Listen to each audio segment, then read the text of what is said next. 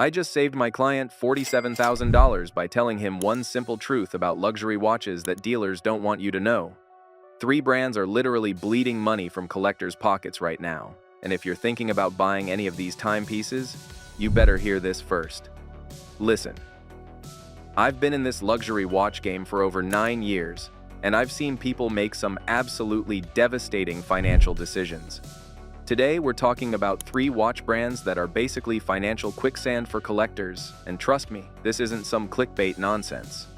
These are real brands with real problems that are costing real people real money. Before we dive deep, hit that subscribe button because this channel is your shield against expensive mistakes in the luxury watch world. We keep it 100 about what's worth your hard-earned cash and what's straight-up robbery. Let's start with the elephant in the room, Invicta. Now look, I'm not here to completely trash anybody's hustle, but we need to have a serious conversation about this brand. Invicta markets itself as luxury, but here's the cold hard truth that's about to save you thousands. Invicta watches lose value faster than a luxury car driving off the lot. I had a client who bought an Invicta Pro Diver for $200, thinking he was getting a Rolex Submariner alternative. 6 months later, he tried to sell it and couldn't get $50 for it. That's a 75% value loss in half a year. Meanwhile, that same $200 could have gone toward a quality Seiko or Citizen that actually holds some resale value. The psychological trap here is brilliant, and that's exactly why it works so well. Invicta uses what psychologists call artificial scarcity marketing. You see those shopping channels showing MSRP $2,000, now only $99, and your brain thinks you're getting a steal. That $2,000 MSRP is completely made up. The watch was always meant to sell for $99. They just inflated the fake price to make you feel like you're winning. Here's what really gets me heated. Invicta produces thousands of the same model. There's nothing rare or collectible about these timepieces.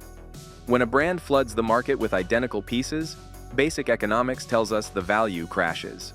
Supply and demand isn't just theory, it's reality hitting your wallet. I remember watching TGV, the urban gentry, absolutely demolish Invicta in one of his brutally honest reviews back in 2019. He bought 3 different Invicta models and showed how the quality control was all over the place. One watch gained 30 seconds per day, another had a bezel that wouldn't rotate properly, and the third had misaligned indices straight from the factory. Meanwhile, Invicta's marketing team was pushing these as Swiss-made luxury when most components come from the same Chinese factories as no-name brands. Speaking of psychological manipulation, let's talk about Daniel Wellington. This Swedish brand took Instagram by storm around 2015, and I watched so many people get caught up in the hype. The marketing was genius, I'll give them that. Clean aesthetic, influencer partnerships, that minimalist Scandinavian vibe that was everywhere. But here's what happened behind the scenes. Daniel Wellington watches are basically rebranded generic movements from Hong Kong with fancy marketing. You can literally find the exact same watch on Alibaba for $15. Daniel Wellington was selling these for $200 to $300. That's not business, that's highway robbery. I remember when Casey Neistat featured a Daniel Wellington in one of his vlogs back in 2016. The comments section went crazy with people asking where to buy it. Within weeks, everyone and their grandmother had a DW watch. But here's the kicker. Most of those watches stopped working within 2 years because the movements are absolute trash quality.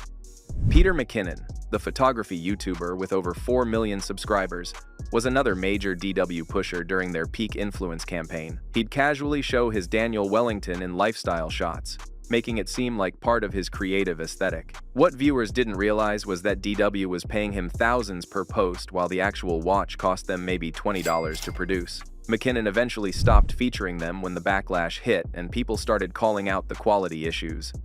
The psychological hook Daniel Wellington used was social proof, combined with lifestyle aspiration. They didn't sell watches. They sold the idea that you could live like these Instagram influencers. Young people saw their favorite YouTubers wearing DW and thought, for $200, I can look like that too. Meanwhile, those same influencers were getting paid thousands to wear a $15 watch. The resale market for Daniel Wellington is practically non-existent. I've seen people trying to sell mint-condition DW watches for $30 and still can't find buyers. That's because everyone realized what they actually bought: disposable fashion accessories, not timepieces. Even worse, Daniel Wellington got hit with multiple lawsuits for false advertising.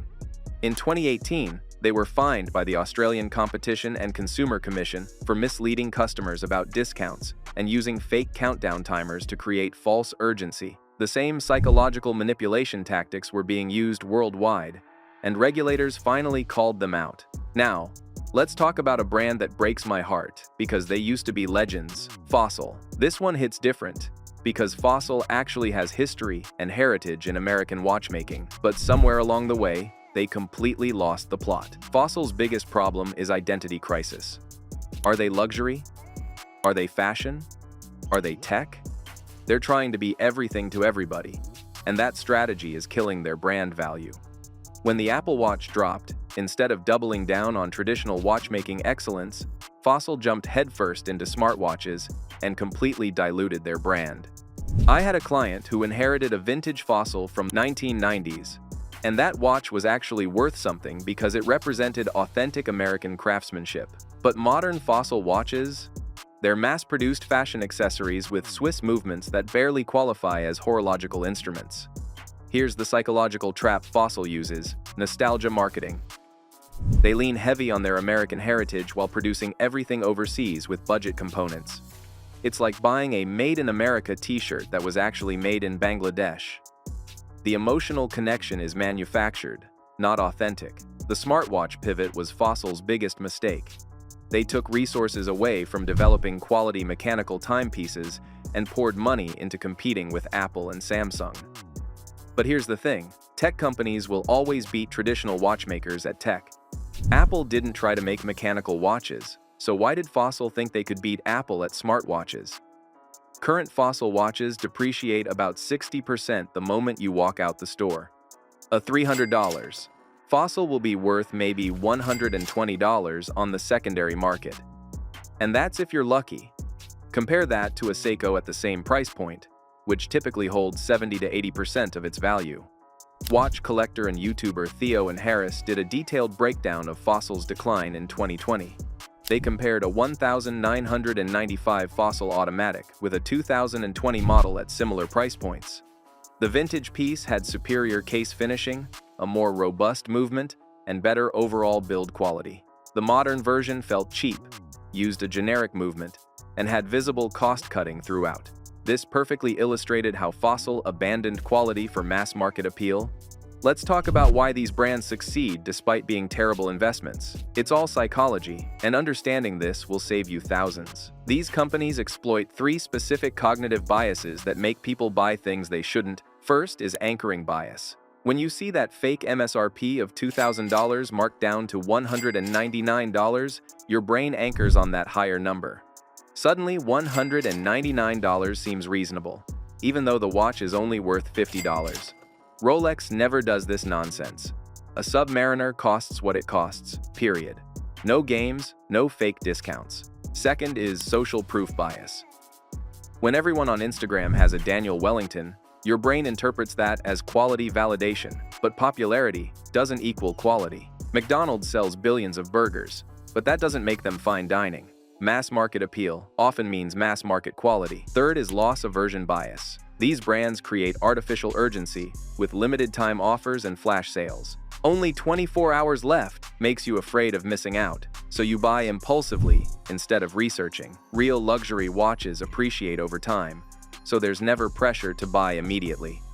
Watch YouTuber Archie Luxury, despite his controversial style, made a valid point about Invicta's psychological manipulation in 2018. He bought 20 different Invicta models from shopping channels and calculated the savings they claimed. According to Invicta's marketing, he saved over $30,000. But when he researched actual retail prices from authorized dealers, the real savings were maybe $500. The rest was pure marketing fiction, designed to trigger buying impulses. Similarly, watch reviewer Just One More Watch did a deep dive into Daniel Wellington's manufacturing in 2019. He traced their supply chain and found that identical watches were being sold under at least 6 different brand names across various price points. DW was charging $200 for what other brands sold for $40, purely based on marketing and Instagram presence. Here's what you should buy instead if you're working with similar budgets. For the price of that Invicta, grab a Casio Duro. It's a $50 watch that performs like a $500 watch. Casio has been making bulletproof timepieces for decades, and the secondary market actually respects their quality. Instead of Daniel Wellington, look at Timex Weekender or Orient Bambino. Both offer genuine heritage, quality movements, and actually hold some resale value. Orient is especially impressive because they're owned by Seiko but maintain their own design language and manufacturing standards. If you're considering Fossil, just go straight to Seiko or Citizen. Both Japanese brands offer incredible value, proven reliability, and movements that are actually respected in the horological community.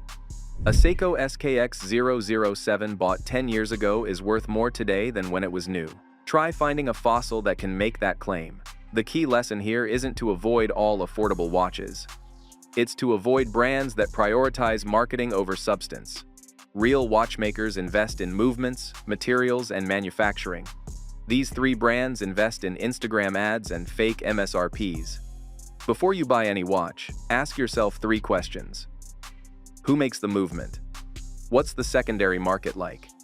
Does this brand have actual horological heritage or just marketing heritage?